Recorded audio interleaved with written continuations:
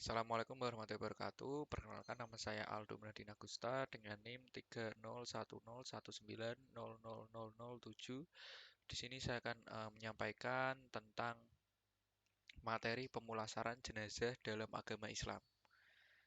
Jadi yang pertama, tentunya kematian itu adalah sesuatu hal yang pasti, di mana hukum pemulasaran jenazah itu fardu kifayah, di mana apabila sudah ada seorang muslim yang melaksanakan, maka kewajiban tersebut sudah gugur. Kemudian ada beberapa kewajiban seorang muslim yang diriwayatkan oleh hadis riwayat Ibnu Majah. Yang pertama itu menjawab salam, kemudian menjenguk orang sakit, mengiring jenazah, menjawab panggilan atau hadir dalam undangan, kemudian mendoakan orang yang bersin. Untuk yang pertama itu ketika sakaratul maut, yang pertama kita diharuskan untuk mentalkinkan, di mana para ulama-ulama telah bersepakat bahwa talqin itu dilakukan sebelum seorang meninggal dunia.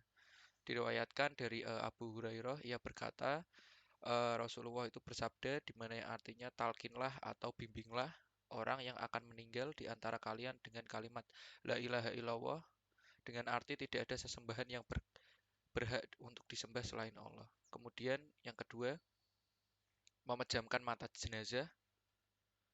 Yang ketiga, menutup seluruh badan jenazah dengan kain, di mana ini diriwayatkan dari Aisyah. Ketika Rasulullah wafat, beliau ditutupi dengan kain yang bergaris. Kemudian ada sunah-sunah untuk pengurusan jenazah. Untuk yang pertama, menyegerakan pengurusan mayat, mulai dari memandikan, mengkafani, mensolatkan, hingga menguburkan mayat tersebut.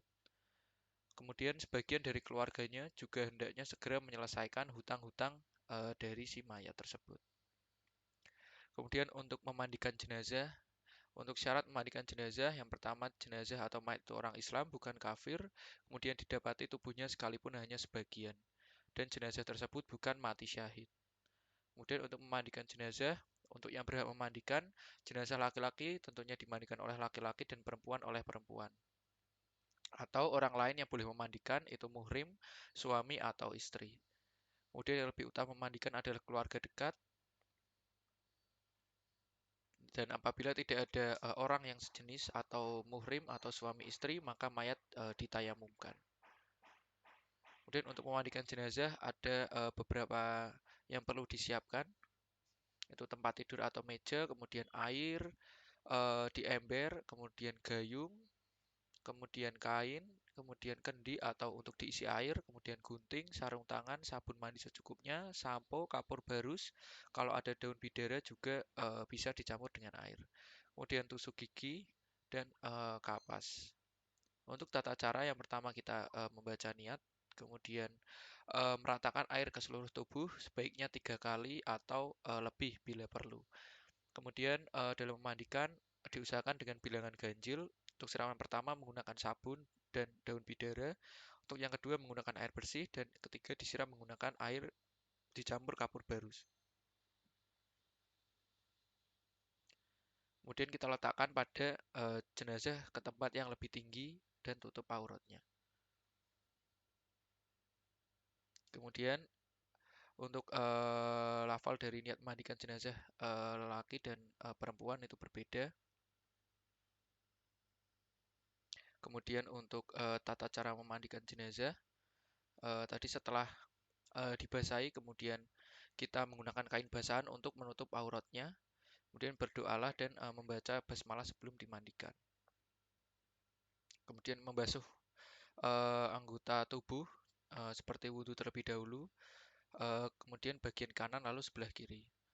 Kemudian kita tekan perut agar kotoran keluar, kemudian dibersihkan dan kita basuh seluruh tubuh jenazah dengan menggunakan air yang mensucikan. Kemudian untuk mengkafani jenazah, ini untuk kain itu menggunakan kain berwarna putih. Kemudian untuk jumlah dari kain kafan itu sekurang-kurangnya 1 lapis untuk menutupi seluruh tubuh jenazah. Namun disunahkan untuk laki-laki 3 lapis dengan rincian 2 helai kain untuk baju dan sarung dan 1 helai untuk membungkus seluruh tubuh. Untuk bagi perempuan menggunakan 5 helai, di mana dipergunakan untuk baju, tutup kepala, kerudung, cadar, dan 2 helai untuk membungkus seluruh tubuh jenazah.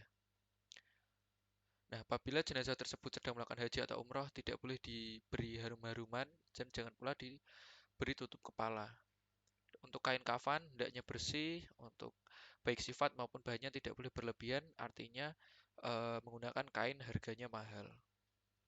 Untuk mengkafani jenazah, ada cara untuk mengkafani dengan baik dan praktis, itu menggunakan tali pengait kafan sebanyak 7 helai, di mana yang pertama di bagian atas kepala, kemudian bagian bawah dagu, bagian bawah tangan, bagian pantat, bagian lutut, bagian betis, dan bagian bawah telapak kaki. Kemudian untuk mengkafani jenazah, ini bentangkan kain kafan dengan susunan antara lapis pertama dengan lapis lainnya tidak tertumpuk sejajar. Kemudian taburkan kain kafan, itu kapur barus yang sudah dihaluskan. Kemudian letakkan kain sorban atau kerudung berbentuk segitiga di bagian atas. Kemudian letakkan kerudung ini diperkirakan di bagian kepala mayit. Kemudian bentangkan kain baju yang sudah disiapkan. Kemudian bentangkan kain sarung di tengah-tengah kain kafan. Dan bujurkan kain di bagian tengah untuk menutup dari alat vital mayit. Kemudian letakkan mayit membujur di atas kain kafan tertutup. Kemudian untuk mengkafani jenazah ada beberapa tata cara. Yang pertama, dapat menyisir dari rambut mayat tersebut ke belakang, kemudian tutup lubang hidung dan telinga menggunakan kapas, kemudian lipat kain sarung yang sudah disiapkan. Dan untuk mengkafani jenazah, ini mengikatkan sorban yang berbentuk segitiga di bawah ikatan bawah dagu, kemudian talikan dengan tali-tali yang sudah disiapkan tadi. Kemudian untuk mensolatkan jenazah, di mana untuk mayat laki-laki itu tempat berdirinya imam pada arah kepala mayat. Dan apabila perempuan itu berada di antara perut dan pinggangnya, di tengah jika perempuan.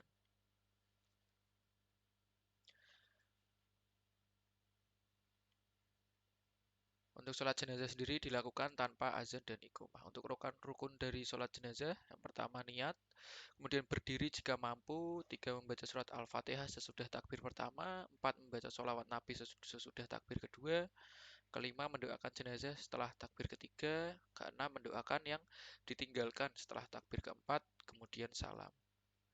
Kemudian untuk menguburkan jenazah ini merupakan kewajiban yang terakhir setelah dimandikan, dikafani dan disolatkan.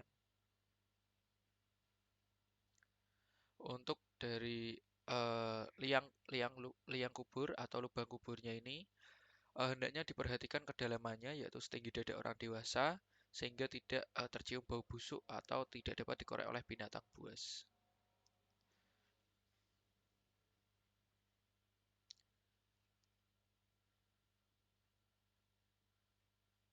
Baik, di mana nanti untuk ketika menguburkan jenazah itu letakkan jenazah di lubang lahat dengan menghadap kiblat dengan muka dan kaki diusahakan menyentuh tanah. Kemudian tutup menggunakan kayu dan papan, baru ditimbun dengan tanah dan buatlah tanah itu tersebut lebih tinggi dari permukaan tanah. Kemudian untuk dari takziah, takziah berarti menghibur yaitu menghibur keluarga yang ditinggalkan sebelum jenazah dikuburkan atau dalam 3 hari sesudahnya. Tujuannya untuk memberi bantuan moral dan materi, memberi hiburan dan nasihat agar sabar dan tabah menerima musibah. Kemudian untuk hal-hal yang perlu dilakukan ketika takziah, memberi bantuan moral atau material kepada keluarga yang terkena musibah, kemudian turut mengantarkan jenazah ke tempat pemakaman, tidak boleh bercanda, berbicara keras, tertawa terbahak-bahak atau sikap lain yang tidak terpuji. Baik, itu yang dapat saya sampaikan tentang materi pemulasaraan jenazah dalam agama Islam. Mohon maaf apabila ada kesalahan. Saya tutup. Wassalamualaikum warahmatullahi wabarakatuh.